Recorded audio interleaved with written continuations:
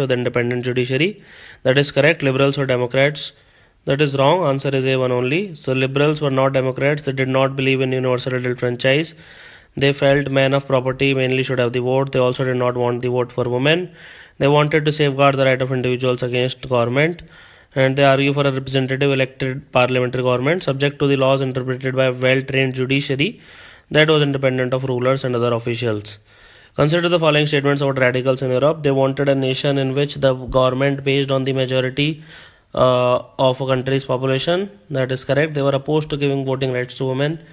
That is wrong. Answer here is A1 only. They mainly supported women's suffragette movement. Suffragette basically means when they wanted to have a universal adult franchise for women as well. They wanted a nation in which the government was based on the majority of country's population. And unlike liberals, they opposed the privileges of great landowners and wealthy factory owners. They were not against the existence of private property, but disliked concentration of property in the hands of a few. Consider the following statements about conservatives in Europe. Conservatives are opposed to radicals and liberals. That is correct. Conservatives wanted gradual change, slow change. That is also correct. So answer is C, both 1 and 2. So they were opposed to radicals and liberals, and after the French Revolution, however, even conservatives had opened their minds to the need for the change. And like earlier in the 18th century, they had generally opposed the idea of change. But they want that the past had to be respected and change had to be brought about through a slow process. Question 44. Most of the industries were the properties of individuals. That is correct. Liberals and radicals were often property owners and employers. So you need to study class 9th NCERT to get context for this. So opposed to the privileges the old aristocracy had by birth, liberals and radicals firmly believed in the value of individual effort, labor and enterprise. Question number 45. Consider the following statements about socialists in Europe. Socialists were against private property. So, okay, and they saw it at the root cause of all the evils.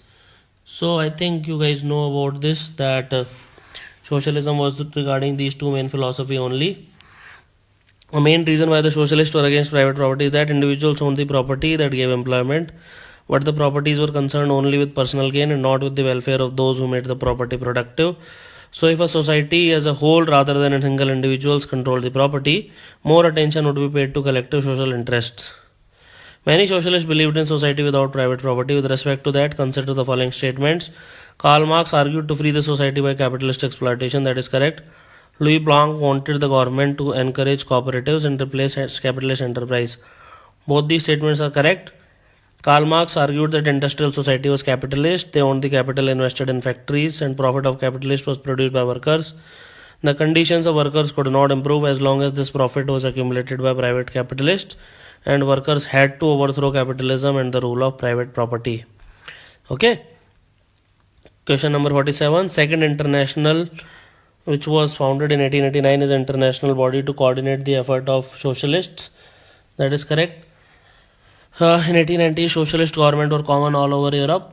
No, till 1914 they did not succeed in forming even a single government. So answer here is A1 only. So by the 1870s, socialist ideas spread through Europe. To coordinate their efforts, socialists formed an international body, namely the Second International. However, till 1914, socialists never succeeded in forming a government, and represented by strong figures in parliamentary politics. Their ideas did shape legislation, but government continued to be run by conservatives, liberals and radicals. Okay.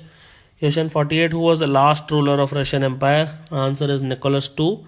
So Tsar Nicholas II from 1868 to 17 July 1918 was the last emperor of Russia, ruling from about 1894 until his post abdication on 15th March 1917. Question number 49. Consider the following statements about Russian Empire. Russian Empire included current-day Finland, Latvia, Lithuania, Estonia, parts of Poland, Ukraine, Belarus. Yes, that is correct. The majority religion was Russian Orthodoxy Christianity. That is also correct. So answer is C, both 1 and 2. So it is stretched to the Pacific and comprised of today's Central Asian states as well as Georgia, Armenia, Azerbaijan. And the majority religion was Russian Orthodoxy Christianity, which had grown out of the Greek Orthodox Church, but empires also included Catholics, Protestants, Muslims and Buddhists. Question number 50. Consider the following statements about Russian Empire. In the beginning of the 20th century, only about 15% of the Russia's empire population were dependent on agriculture. This is wrong. 85% people dependent, 15% did not depend. Russia was one of the most industrialized nation It was one of the least industrialized nations. The answer is D, neither one nor two. So it was one of the least industrialized of European states. At the beginning of the 20th century, vast majority of Russia's people were agriculturalists, and about 85% of the Russia's empire's population earned their living from agriculture. And this was higher than in most European countries. For in France and Germany, the proportion was between 40 and 50%. Okay, so thank you for watching this lesson.